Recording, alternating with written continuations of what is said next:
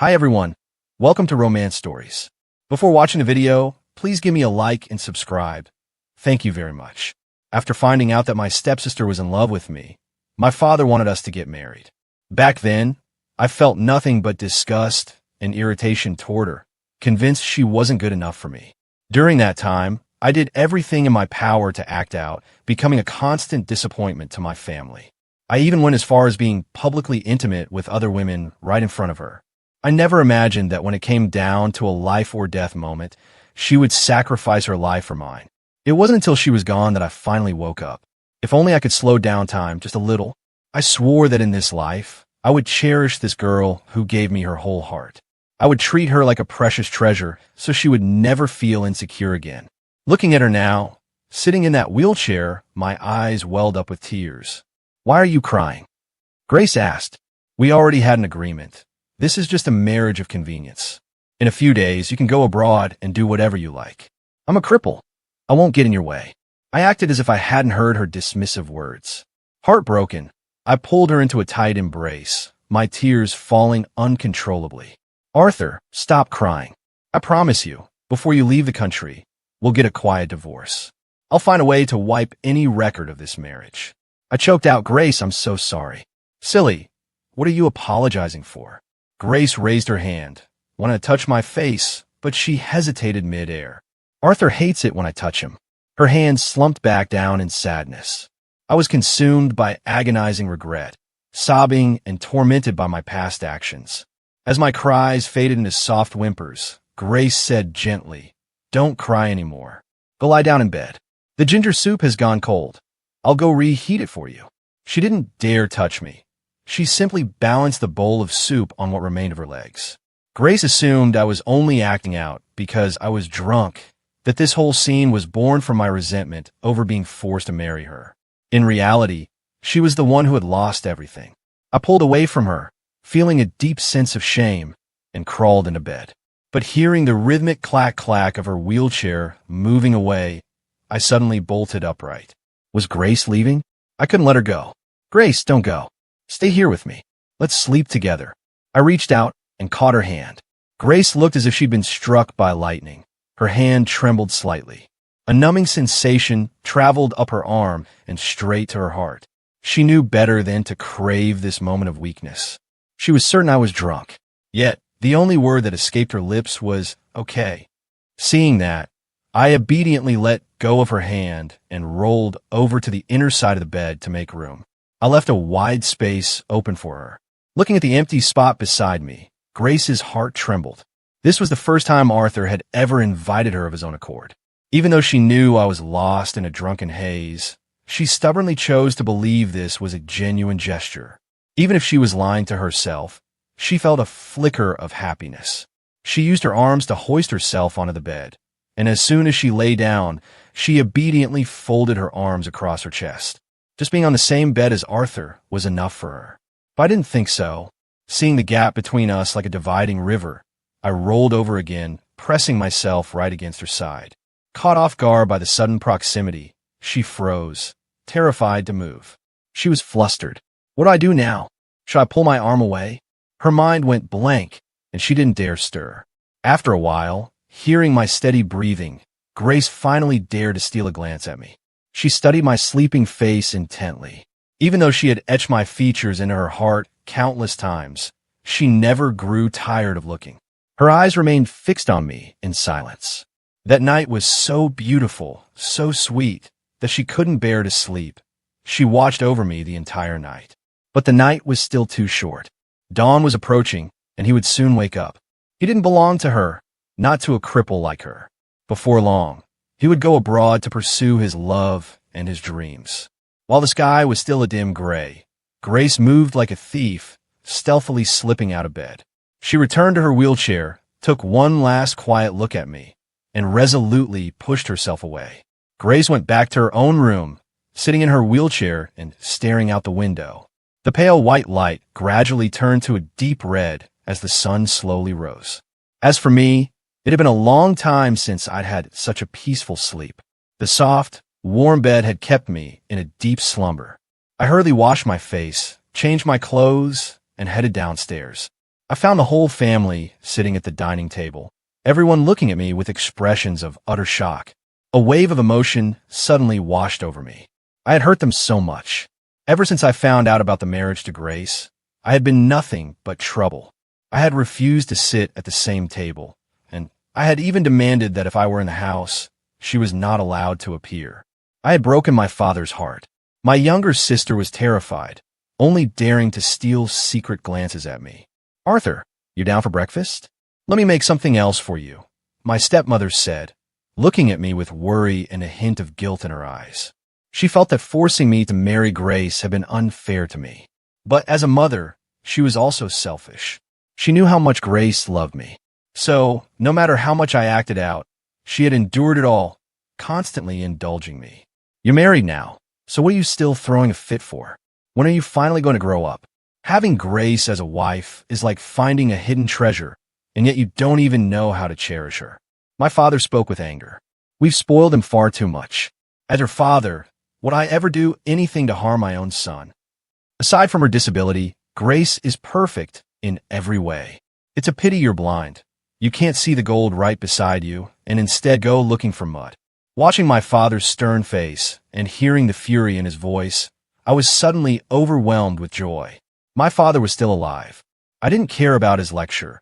Instead, just like when I was a child, I lunged forward and pulled him into a tight hug. Stunned by my sudden affection, Philip stood there frozen. It had been so long since his son had hugged him like this. Ever since he remarried, he could feel quite clearly that I didn't like him as much as I used to. I'd stay at my uncle's house whenever I could just to avoid him. Later, when my little brother was born, I ignored him even more. He was afraid I'd be jealous, but the birth of my brother was truly an accident. By the time they found out, it was late in the pregnancy and Helen was an older mother. If she hadn't given birth, it would have seriously impacted her health. So, he had pleaded with me to let Helen have a baby. But from beginning to end, they were never biased. My stepmother, Helen, always indulged me in everything. Yet I refused to forgive them, frequently staying away at my uncle's house. Even if she wanted to stop me, she couldn't. I had misunderstood them so deeply.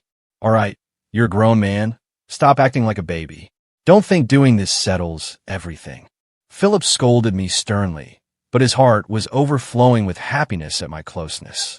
Helen looked at Philip's tough guy act and smiled. "Arthur, don't mind your father.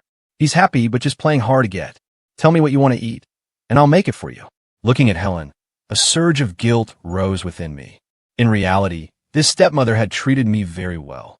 Even after having my brother, she always gave the best things to me first. She was even so afraid of what I might think that she rarely bought new clothes for my brother. "Mom, don't trouble yourself. I'll just eat with everyone." Hearing me call her mom, Helen froze. Tears welled up in her eyes as she laughed. "Arthur, did you just call me mom?" Seeing Helen move to tears, Philip tried to maintain his rigid exterior. "Look at you, making a scene over nothing. It's just a word. He's married to Grace now. Calling you mom is only natural. Arthur, I'm just so happy I couldn't help it. I made a fool of myself in front of you," Helen said while wiping her tears. Philip's face was beaming with visible joy. "Look at him. Getting married has changed him completely. He's much more sensible now. If only he had been like this from the start, things would have been so much better." Hearing those pointed words, Grace sat silently at the corner of the table, keeping her head down without saying a word. Only she knew that this marriage was a sham. In just a few days, they would be processing their divorce papers. In her mind, Arthur was only being affectionate with his family now to lower his parents' guard, so he could quietly go abroad to pursue his love and his dreams. I caught sight of Grace sitting there in silence and walked straight over to her, taking the seat right next to her. Seeing me approach, Grace immediately gripped her wheelchair, intending to back away and return to her room. She knew I didn't like being in the same space as her and didn't want to ruin the wonderful atmosphere I had just worked so hard to build. Glancing at her plate, which was still almost full, I understood instantly. Grace hadn't finished her meal, yet she wanted to leave. It was all because of me that she didn't dare stay to eat.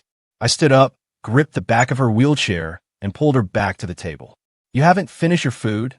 Where are you going?" "That's right, Grace. Just sit and eat," my father added. "Now that you two are married, you must live in harmony. Your mother and I are looking forward to holding grandchildren soon." Philip was overjoyed to see that I wasn't pushing Grace away. If it weren't so early in the morning, he probably would have opened a bottle of wine to celebrate. Grace remained somber, quietly finishing her breakfast, but the food in her mouth tasted like ash. Her heart was filled only with bitterness. She assumed that if I could tolerate sitting with her now, it was only because my love for Isabella, the woman from the past, was so deep that I had suppressed my temper for her sake.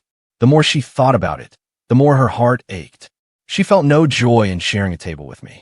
Hurriedly finishing the rice in her bowl, she said coldly, "I'm finished. I'm going back to my room." With that, she immediately pushed her wheelchair away. I was startled, feeling that something was wrong. Why did Grace seem so unhappy? My stepmother, Helen, quickly smiled to smooth things over. "Arthur, don't mind her. Grace has always been quiet like that. Just be patient with her." I smiled but didn't reply. Philip chimed in, "Patient? What is there to be patient about? Grace is obedient, sensible, and has a great head for business. She will definitely help Arthur manage the Philip group brilliantly in the future." In his eyes, Grace was the perfect daughter-in-law. He felt I was lucky to have married her. Helen said irritably, "That's enough. Eat your breakfast and get to the office. Every time you open your mouth, you show such bias toward Grace. You're going to make the boy misunderstand again." After all, in the past, I had harbored deep resentment toward Helen and Grace, believing they had stolen my father away. Philip gave a helpless shrug and said, all right, I'll keep my mouth shut." He lowered his head to focus on his meal, terrified that I might distance myself from him again. Being a father truly came with its own set of quiet agonies. My little brother, Leo, had been stealing glances at me from the moment I sat down. He didn't dare look me in the eye. He would just take a quick peek, pretend to eat, and then glance again. How could I not notice being watched like that? Seeing my little brother's clumsy, timid movements made my heart ache. In truth, Leo had always wanted to be close to me, but in the past, I was like a hedgehog covered in sharp quills. The moment he came near, I couldn't help but prick him. It was all because my aunt was constantly whispering in my ear, "When you have a stepmother, you'll have a stepfather." Initially, I didn't hate Helen and Grace that much. After all, I was my father's only child. But then, when I was 14, Helen became pregnant, and my father agreed to have the baby. I completely exploded. My aunt's words felt like a prophecy coming true. In my rebellious phase, I turned into a nightmare of a teenager. Following my aunt's advice, I began to distance myself from my father, naively thinking that doing so would make him abandon the idea of having Leo. But things didn't go as I hoped. Leo was born despite my protests, and I, as usual, didn't like the boy. I even loathed him. Yet, my brother never seemed to internalize my rejection. When he was younger, he would often come up to me and call me brother. Later, after I drove him away in a rage, he only dared to watch me from a distance. At the table, as he stole another glance, I smiled and looked directly into his eyes. He hurriedly buried his face in his bowl, and I sighed inwardly. To them, I truly was as terrifying as a predatory beast. Grace didn't dare stay in the same room, and my brother was literally trembling with fear. Now, I could only work hard to change myself and show them that I was different. Once breakfast was over, I didn't head back to my room. Instead, I smiled at Helen. "Mom, let me take Leo to school today." She was stunned for a moment, then immediately agreed with visible excitement. Helen went into Leo's room, knelt down to adjust his collar, and said gently, "Leo, Arthur is going to take you to school today. Isn't that exciting?" Helen still didn't dare call me Big Brother in front of Leo because she knew I hated it when the boy used that title. For years, they had grown accustomed to this distant way of speaking. Leo kept his head down, his voice as tiny as a mosquito's buzz. "I'll be good." Helen ruffled the boy's hair and led him out of the room. "Leo, let's go. Your brother is taking you to school." I smiled, stepped forward, and took Leo's hand. Being suddenly held by me, Leo couldn't hide his joy. With his head tucked low, his small eyes kept stealing glances at my profile. It wasn't until we reached the door that I realized something. I had absolutely no idea which kindergarten Leo attended. Embarrassed, I scratched my head and asked softly, "Leo, which kindergarten do you go to?" The little guy didn't dare speak up. He just replied timidly, "The middle class." I chuckled and asked again, I mean, which school are you in? Leo became even more cautious, whispering, the middle class. This was hopeless. He didn't even know the name of his own school. I had to call for backup. Calling my father would definitely result in a lecture, and I felt too awkward to call my stepmother. Finally, I decided to call my wife, Grace. When Grace saw my number pop up on her screen, she thought her eyes were playing tricks on her. My number had been in her contacts for years, but I had never once initiated a call to her. Unable to hide her excitement, Grace picked up. On the other end, my voice came through, sounding both sweet and a little flustered. Grace, which kindergarten does Leo go to? What are you doing? Grace asked, puzzled. She couldn't understand why I was suddenly interested in Leo's schooling. I replied sheepishly, I'm taking Leo to school right now, but I forgot where it is. It's the Bunny International Bilingual Kindergarten. Go straight toward the Royal Commercial Building, turn left near the Misty Hotel, enter Yonge Road, and go straight. You'll see it. Grace gave such detailed directions that I didn't even need to open a map. I drove according to her instructions. Half an hour later, I finally arrived at the kindergarten with Leo. I opened the back door, unbuckled his seatbelt, and lifted him out of the car. Held in my arms, Leo's entire body went rigid. He didn't dare move, and his small hands didn't even dare touch my clothes. He just clenched his fists until they turned red. As I set him on the ground, the little boy seemed to linger on the warmth of my embrace. Leo, go on in. Be a good boy and listen to your teacher, okay? I said, gently pinching his cheek. Leo clutched his face, his mouth hanging open. He clearly couldn't believe this tenderness of mine. Go on, I said, ruffling his hair. I couldn't help but laugh at his adorable expression. Leo lowered his head, feeling lightheaded with joy, and stumbled through the school gates. His heart was bursting with happiness. Big brother was so gentle today, he thought greedily. He even ruffled my hair. Leo wished his brother would stay this kind forever. He would even be willing to trade all his toys to make it so. Meanwhile, back at the house, Grace hung up the phone and pushed her wheelchair downstairs. She began wiping the tea table, happily helping her mother with the chores. Grace, look at that. Arthur has truly grown up. From now on, don't keep avoiding him. Try to talk to him more. Once you've spent enough time together, I'm sure he'll come to love you. Helen advised her daughter, her heart full of joy. She had always believed that my dislike for Grace stemmed from her being too quiet. After all, she thought young men like me preferred girls who were lively and spirited. Grace looked at her mother's radiant face and couldn't bring herself to shatter the illusion. She was convinced she understood the truth. I was only feigning friendliness to lower their guard. It was all just a ploy to make my escape abroad go more smoothly. Grace poured a glass of water and pushed her wheelchair back upstairs.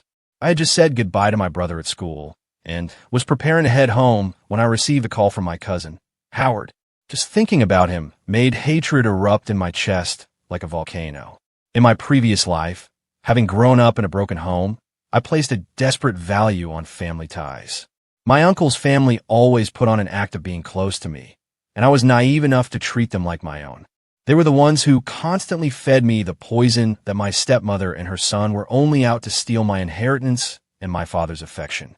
But in reality, it was my uncle's family who were the wolves in sheep's clothing, harboring ambitions to strip my family of everything we owned. Looking at the incoming call from Howard, I let out a cold, faint sneer. In this life, I have no need for people like him. I suppressed my emotions and picked up. Howard, what is it? On the other end, Howard's voice was thick with fake indignation.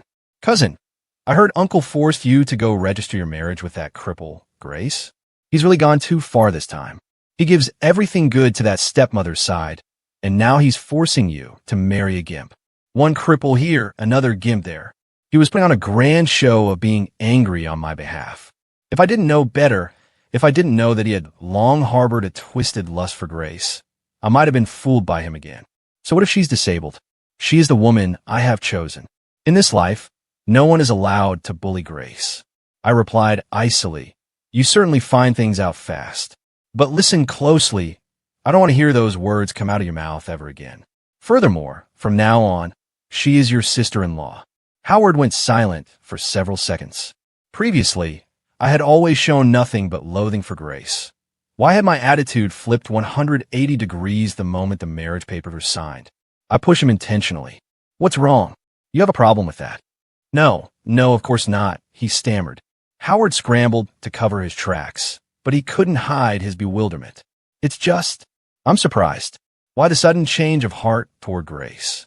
I let out a shallow, lecherous chuckle, playing the part of a shallow fool. Let's just say I realize Grace has her own charms. Marrying her isn't exactly a loss, is it? Howard froze. A moment ago, he was worried I had actually woken up and realized Grace's true worth. But hearing this, he relaxed, thinking I was still the same superficial idiot as before. He sneered inwardly and prodded further. And what about Isabella? I allowed a mock sigh. She doesn't like me anyway. Forget it. I have Grace now. There's no need to keep chasing her and lowering myself. Hearing this, Howard panicked. He was waiting for Isabella to lure me away so he could swoop in and take Grace for himself. Isabella was just one of the pawns in Howard's game, used specifically to sabotage my relationship with Grace. Don't give up so soon. Howard urged immediately. Maybe she does like you and is just playing hard to get. How about I help you set up a meeting with her? You two should talk things out clearly. In the past, Howard was always there to help, and I never once doubted him. I was too stupid back then, treating him like a brother. I never stopped to wonder why he could always summon Isabella so easily. Looking back, those two must have been in league from the very beginning. I didn't refuse. There were things that needed to be settled once and for all. Fine, I said. I'll meet her one more time. Great. Once I've set it up, I'll send you the time and place. Howard sounded triumphant, convinced I was still hooked on Isabella. To him, even though Grace was disabled, she far surpassed Isabella in every way. It was just my blindness that worked in his favor. After hanging up, I passed by a bakery and pulled over. I knew Grace had a sweet tooth and decided to buy some treats for her. Inside the shop, a man and a woman were in the middle of a heated argument. From the sounds of it, the woman had been caught cheating. She was shrieking at the man, calling him spineless. You're a weakling. You can't even support your wife, yet you won't let anyone else help. If you can't handle it, then divorce me. You think I need you? With that, she strutted away with her head held high. The man let out a bitter laugh, touching a bruise on his cheek, the veins on his forehead bulging with suppressed rage. At that moment, he looked like he wanted to tear the traitorous woman apart. As I prepared to leave, I heard the woman scream the name, Mark. That name made me stop dead in my tracks. Mark was Isabella's right-hand man, an incredibly cunning, brilliant, and talented individual. Most importantly, he was fiercely loyal to Isabella. In my past life, half of the Isabella Group's assets were built by Mark's own hands. How could I ever forget someone so vital? Since I've been given a second chance, I must sever Isabella's right arm before she even finds him. At this point, Mark hasn't met her yet. I need to pull him to my side first. I looked at the man. I never imagined Mark had such a tragic background. Not only betrayed by his wife, but physically struck by her as well. When a person is at their lowest, they're most easily moved by a helping hand. If I help him now, he will undoubtedly work for me in the future. Although Mark's methods are ruthless, he is luckily incredibly loyal and grateful to those who assist him. Therefore, I approached him, smiled, and said, Mr. Mark, would you like to consider a change of career? Mark looked at me, a boy who seemed quite naive, and let out a soft laugh. Kid, I don't think you've seen much of the world, have you? You don't exactly look like a tycoon. If you want to scam someone, go find someone with actual money. I smiled back. You've misunderstood. I'm being serious. I am Arthur, the young master of the Phillip Group. I am officially inviting you to join us. We will pay you double your current salary and provide you with a management position. While it's not the highest rank yet, I believe in your capabilities. Sooner or later, you will rise to the top. I want to pull out a business card to prove my identity, but I was still a student and hadn't formally joined the company yet. I didn't have one. The Phillip Group heir? Mark laughed out loud. You certainly talk a big game. The benefits you mentioned are tempting, but I'm afraid my lack of talent wouldn't be up to the task. He chuckled and turned to leave. He didn't have time to listen to a teenager talk nonsense. I hurriedly called out, Mr. Mark, you graduated from Orange University with a degree in financial management. How could you possibly lack the talent for this job? I remembered clearly that during the peak of his career, Orange University had invited him back as a keynote speaker. Mark stopped dead. He realized then that I probably wasn't just a random scammer. I continued, I obviously know what you're capable of. If I didn't know anything about you, I wouldn't be inviting you to join the Phillip Group. If you don't believe me, Just leave me your phone number. I'll have our recruiter contact you. Mark figured there was nothing to lose by leaving his number. With a bit of luck, what if this was actually real? He handed his number to me. I recalled that Mark's ex-wife had given him a son. By my calculations, the boy should be about 2 years old now. So, I took the cake I was holding and handed it to him. Mr. Mark, this is a gift for your son. I look forward to you joining the Philip group. Mark was stunned. It was clear to him now that I had thoroughly investigated his life. He took the cake, thanked me, and left. I headed back into the bakery and bought another portion for Grace. When I arrived home, I asked my stepmother, Helen, "Mom, where is Grace?" Seeing me return, Helen rushed to the kitchen to pour me some water, asking anxiously, "Arthur, you're back? Are you tired? Do you want some water?" Watching her slice fruit while pouring the drink, I felt a deep wave of guilt. "Mom, I'm not thirsty. Don't trouble yourself. Go take a rest. Where's Grace?" Helen was delighted to hear me ask about her daughter. She hurriedly replied, "Grace? She's been in her room all day. If you have time, why don't you take her out for a walk?" I gave a soft reply, "Don't worry, Mom. I'll take care of her. Rest for a bit. I'm going upstairs to find her." Grace, who was on the second floor landing, overheard the words, "I'll take good care of her." Her heart skipped a beat. Even though she was certain I was only saying it as a cover, she couldn't help but feel a flicker of joy. Just hearing me say those words was enough. Sensing I was coming upstairs, Grace hurriedly pushed her wheelchair back into her room. I knocked on the door. "Knock, knock. Grace, I'm coming in." Hearing my voice, Grace assumed I was just putting on an act and wouldn't actually enter, given how much I had loathed her before. So, she didn't answer, sitting at her computer pretending to study. I carried the sweets in, pushed the door open directly, and asked, "Grace, what are you doing?" Grace remained silent, her heart filled with a gnawing jealousy. She thought I was only taking the initiative to enter her room for the sake of someone else's plan. Receiving no response, I walked over, placed the sweets on her desk, and said, "I bought this for you on my way home. Taste it and see if it's good." I opened the packaging, took out a small pastry, and held it to her lips. Grace looked at my face and my bright, radiant smile, and a sharp pain spread through her chest. To her, all of this was just preparation for my secret departure abroad. Instead of happiness, she felt only bitterness and sorrow. She clenched her fists on her lap, but quickly relaxed them. She had suddenly snapped back to her reality. She was a cripple, and she had no right to be jealous of that other woman. Grace pushed the pastry away and said coldly, "I'm not hungry. I don't want to eat." I had no choice but to pull the cake back, saying firmly, "You're definitely mad at me." Grace maintained her cold facade, her eyes never leaving the computer screen. In reality, she wasn't angry with me. She was clearly angry with herself. I pressed on. "You're lying, which means you're mad at me. If you don't speak up, how am I supposed to know what I did wrong?" At that moment, she looked like a pitiful little wife waiting for me to coax her. Grace kept her voice icy. "I'm not angry. It's nothing. If there's nothing else, please leave. I have to study." She was directly kicking me out. She couldn't bear to see me humbling myself just to please her. Agitated by her stubbornness, I snapped, "Fine, have it your way. I'm leaving. It's not like I wanted to see you anyway." With that, I grabbed the sweets and stormed out. I had gone out of my way to buy those for her. Yet she didn't even say thank you. She just drove me away. My heart stung, but seeing me revert to my old, hateful attitude, Grace let out a self-deprecating smile. This is my Arthur, she thought. Exactly the same as always, still hating me. As I left, Grace couldn't help herself. She pushed her wheelchair toward the door. Even if it was just to watch my angry back as I walked away, she didn't want to miss a second of it. But I suddenly pushed the door back open, saying indignantly, "Caught you red-handed. You're a woman who says one thing and does another.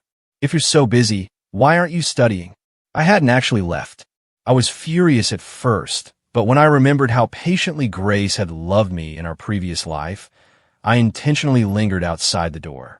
Sure enough, I soon heard the sound of her wheelchair approaching. I thought to myself, she's so silly, still as foolish as before. Grace didn't look embarrassed at being caught. She just said coldly, "Why haven't you left yet? I was going downstairs for some water." However, the tips of her ears were flushed red, betraying her true feelings. I said, "Water? Wait a second. I'll go get it for you." After saying that, I shoved the sweets in her hands and quickly turned to head downstairs. Grace stood frozen, staring at the pile of sweets in her arms. She still didn't understand why I hadn't left, but I was already back with a glass of water. Here's your water. Now that that's settled, go back to your studies. Grace's mind was swirling with questions, but she took the glass and quietly had a sip before I nudged her back toward the computer. I told her go on study. I won't bother you. With that, I started clearing out her wardrobe. I thought to myself, we're married now. Of course we should live together. How can we sleep in separate rooms? Grace watched me taking out her clothes, her expression filled with doubt. She thought, is he so angry that he won't even let me stay in this room anymore? What are you looking at? Get back to studying. I reminded her, noticing her staring. Inside, I was thinking, just you wait. I don't believe I can't handle you. You stubborn, guarded girl. I wondered if she would even agree if she knew she had to sleep in my room tonight. I bustled about, moving everything, from her clothes to her toiletries, into my room. Soon, Grace's room held nothing but her books and computer. I figured this room could serve as our study or meeting room in the future. Watching her wardrobe being emptied, Grace didn't dare ask a single question. Once I finished moving her things, I started rearranging my own room to accommodate her. I then brought my books and things I rarely used into her room. Seeing me bring my belongings in, Grace thought, as I expected, Arthur is taking over my room. Her heart ached with sorrow as she told herself, I can't even stay in the room next to him anymore. If I had known, I wouldn't have made him so angry. After lunch, I took a lunchbox to my father's office, planning to clear things up about Mark. The moment I stepped inside, I heard the voices of my father and my uncle. My uncle, Harvey, was pleading with my father for a loan. I remembered this. He had taken on a project, but hit a financial snag and needed a massive sum to stay afloat. In my past life, my father had refused at first, saying he lacked liquid capital. Back then, my uncle had come to me, claiming my father was intentionally being stingy. He played on my insecurities, saying Dad was favoring my stepmother and forced me to throw a tantrum until Dad gave in. Being a child of a broken home who listened to the wrong people, I actually did it. My father was backed into a corner and had to sell a highly profitable branch of the Phillip Group to bail Harvey out. The Harvey family used that money to finish the project, made a fortune, and established Harvey Corp, eventually becoming socialites. Later, they used our family ties to keep blood-sucking from the Phillip Group. In this life, I won't give him that chance. They are ungrateful. I don't need relatives like that. I intentionally stepped back, waiting for my uncle to leave before entering. After seeing him out, Philip let out a heavy sigh. I brought the lunchbox in, pretending to know nothing, and asked, Dad, why are you sighing like that? Philip looked up at me and forced a smile. Arthur, you're here? What brings you by so suddenly? I placed the lunchbox on his desk and said, I knew you hadn't eaten yet, so I brought you some lunch. Watching his son unexpectedly deliver a meal, Philip felt a flicker of suspicion. He thought to himself, could Harvey have asked Arthur to intervene and act as a middleman?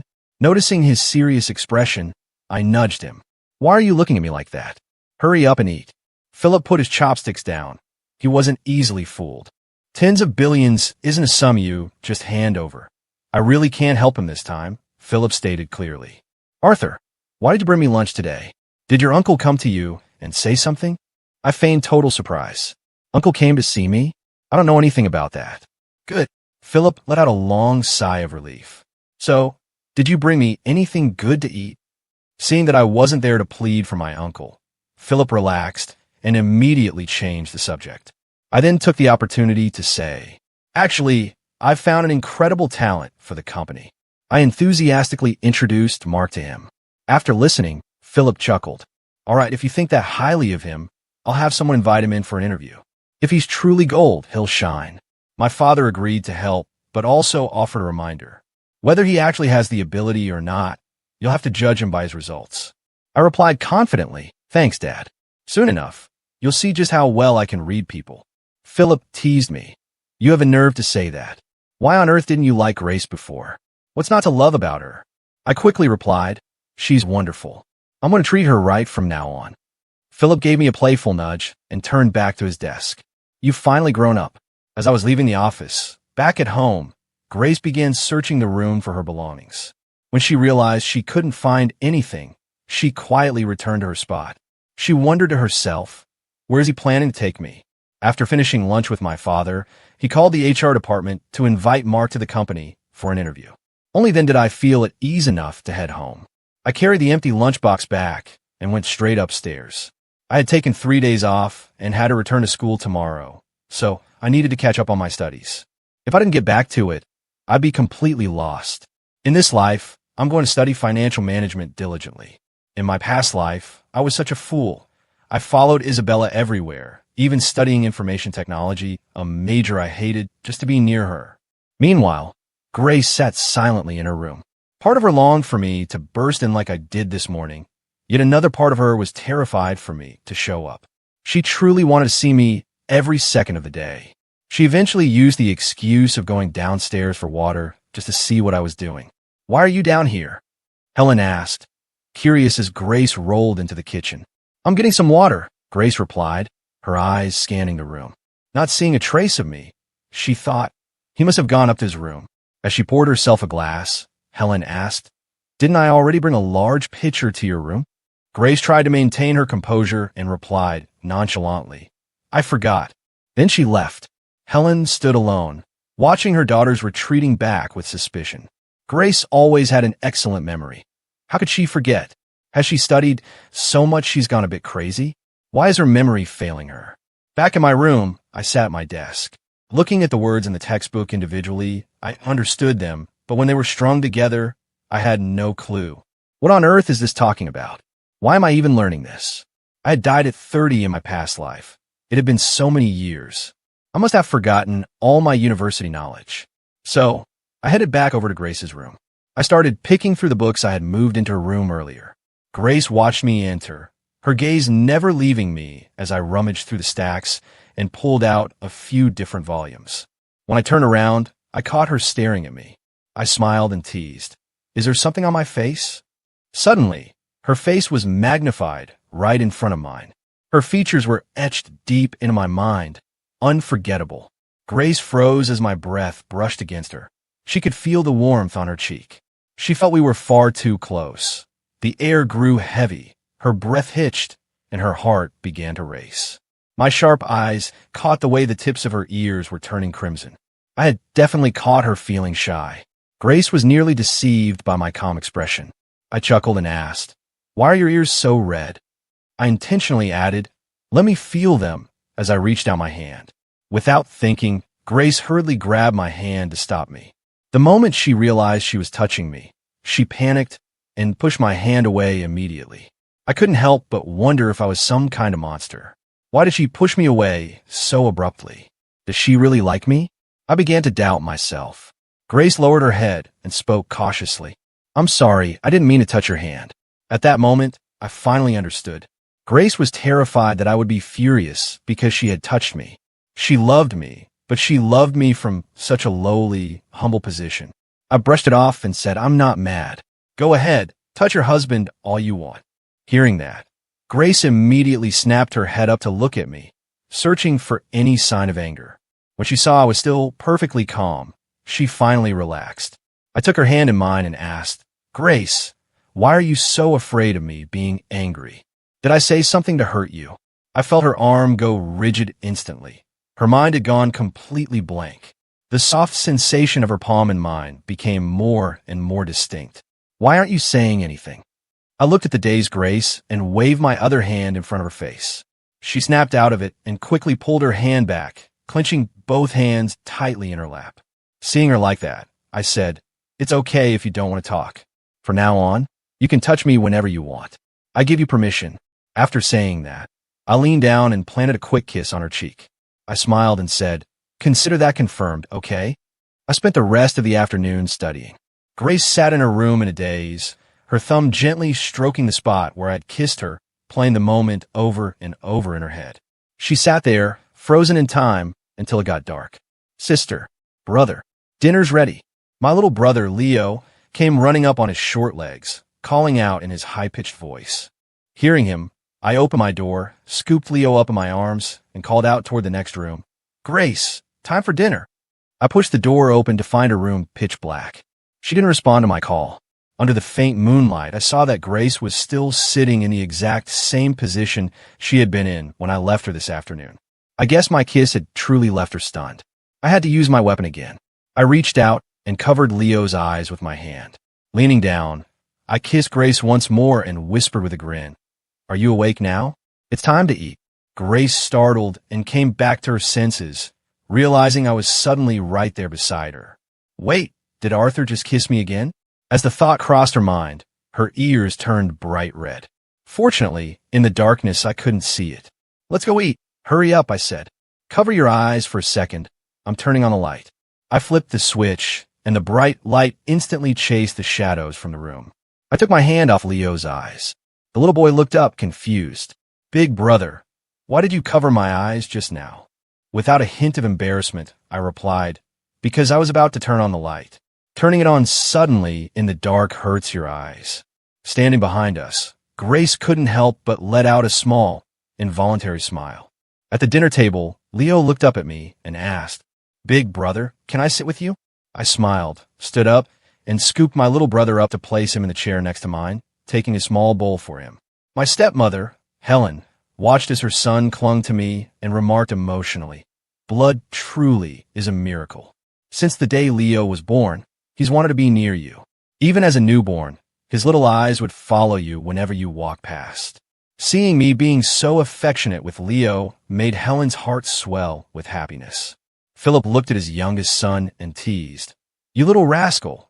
Now that you have your big brother, you don't care about your parents or your sister anymore. The three of you can just serve each other food now, I suppose." Leo held his tiny bowl toward me and pointed at the dish in front of us. "Big brother, I want to eat this." I smiled, served him, and asked, "I got that for you. Anything else?" Leo pointed at various plates, chirping happily, "I want this and this and this." Helen couldn't help but intervene. "Arthur, don't give him any more. He won't be able to finish it all." Leo huffed and pouted at his mother. "I can eat it."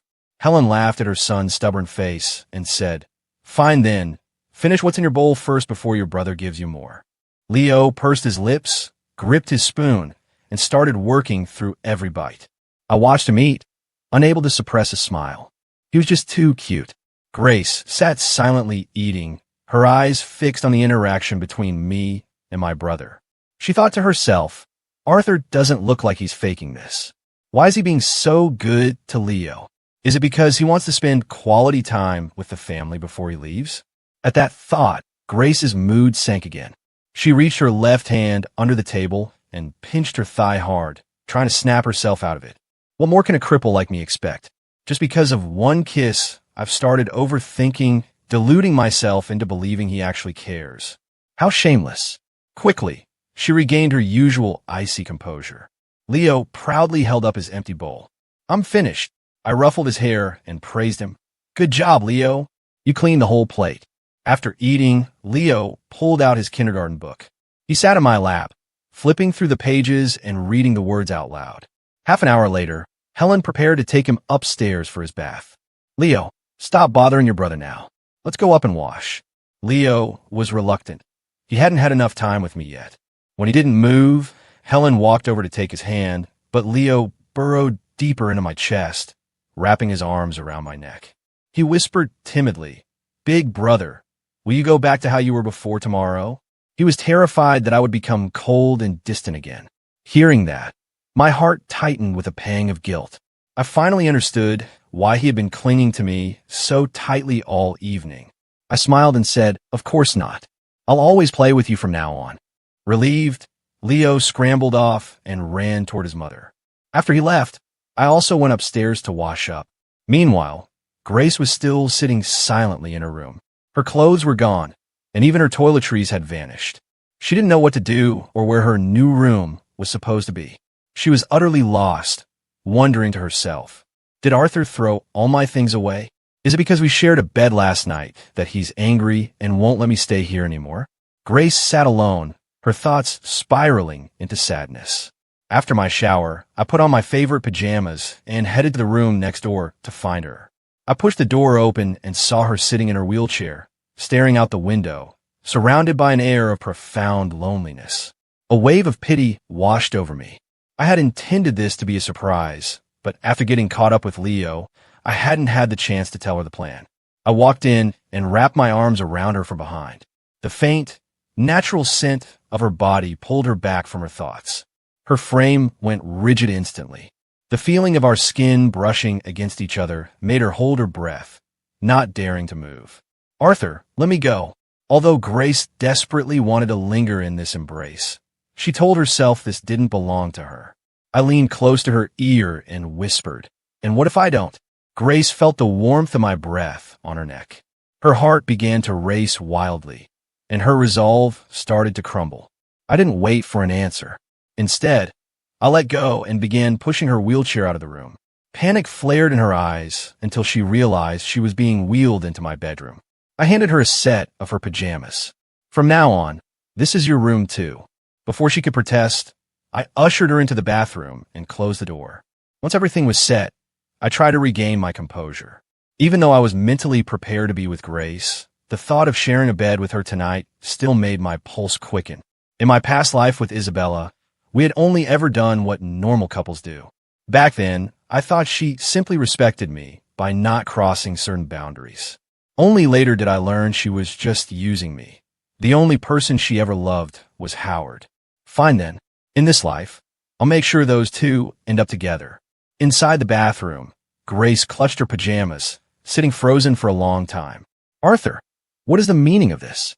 Am I really supposed to live in here? If this is just to please our parents, you really don't have to force yourself this much."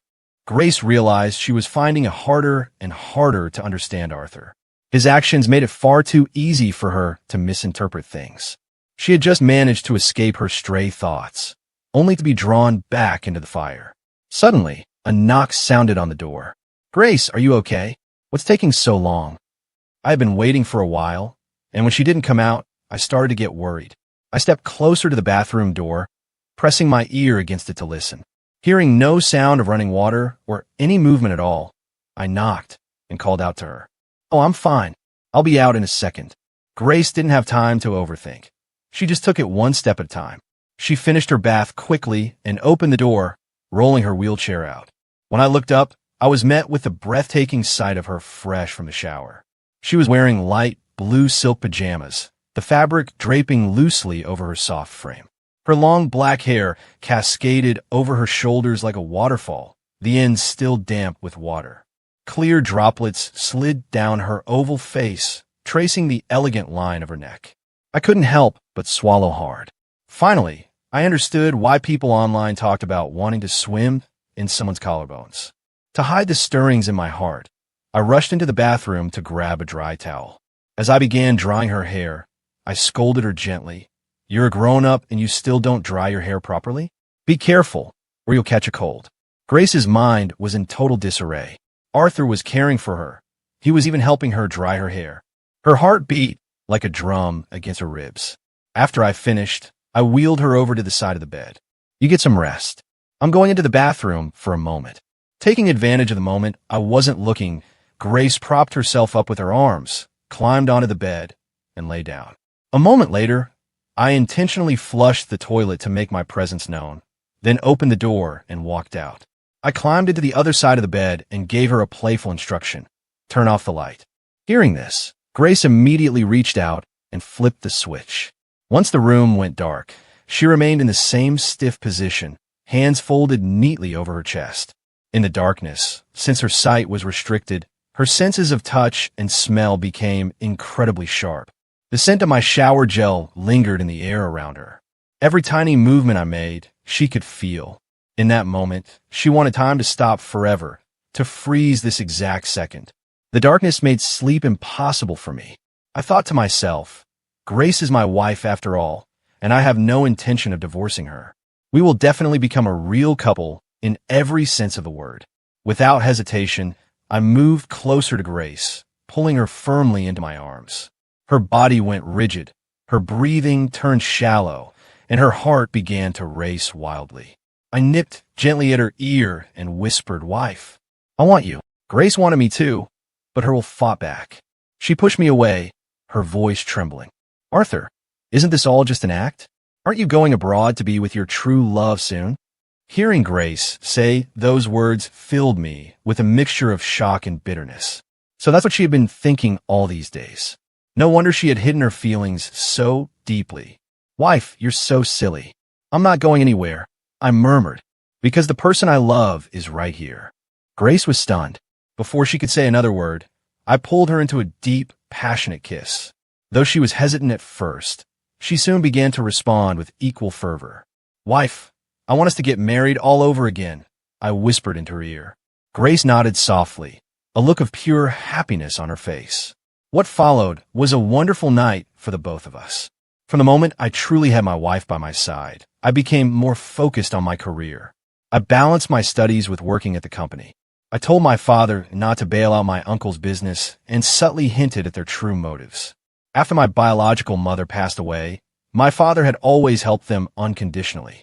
But they had become increasingly greedy, and he was exhausted, especially when I was still a rebellious fool. I wasn't going to let them exploit us anymore.